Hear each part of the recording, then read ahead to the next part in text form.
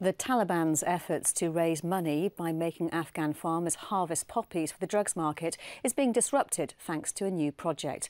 Farmers are being shown profitable alternatives ranging from beekeeping to using new crops and livestock. Charlotte Cross has been to a new teaching farm at Gereshk to find out more. At the government teaching farm in Gereshk, farmers pack a small meeting room. 85% of the population is farming based. These men have come from across the district. They are the elders, the heads of big farming cooperatives. They're here to find out what their government and ISAF is doing to help them. It's also a forum for them to ask for what they need. Then it's outside for a lesson in how to look after their goats. The teacher is the local Afghan vet who also heads up the teaching farm. By teaching Wali Dad, who's the administrator of the farm, best practice, that he can then pass this on to the cooperatives within the area. So hopefully in the long run, by looking after their animals and their crops, they'll last a lot longer, they'll get a greater yield, and obviously their animals will reproduce more. The programme is very easy to teach the people, and it's very practical advice. It will really help the farmers. They've learned how to protect their animals from dirt and germs. Most people in Helmand can't read, so the teaching is done using pictures and diagrams. This is the first meeting of its kind, and it's attracted a full turnout. More than 2 leaders from each farming cooperative in the area have turned up here today. Between them, they represent more than 100,000 farmers, and the hope is they'll take what they learn here and pass it on to them. These farmers have been looking after their animals in the same way for generations, so taking modern techniques on board is a big step. I am, to put it lightly, ecstatic. This teaching initiative, local national led, taught to local nationals, and actually I don't even have to do anything. They're doing it themselves, and for me that is a ginormous achievement.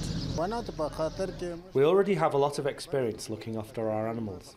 In my house, I have hens and cows, but now we're getting medicines and we're learning more about how to keep our animals safe and healthy, and that's very good. I hope the government keeps this programme going ahead. It's taken years of work to bring security up to this level, where stabilisation projects can take place, teaching the people how to help themselves. This is just the first step in them developing their livestock industry, looking to export. You know, it could be huge, but you've got to start at the low level. And it's thanks to the security of this area now that we can even dream about doing these kind of things. The teaching farm is a long-term project with demonstration areas for growing crops and looking after animals. It's set to expand into a centre of excellence.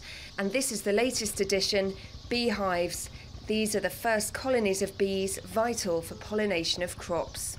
The question was asked how many of them had hives. There were no hands that went up, so this is a critical link in the value chain to produce better crops. So we're very excited now that that will be our next module.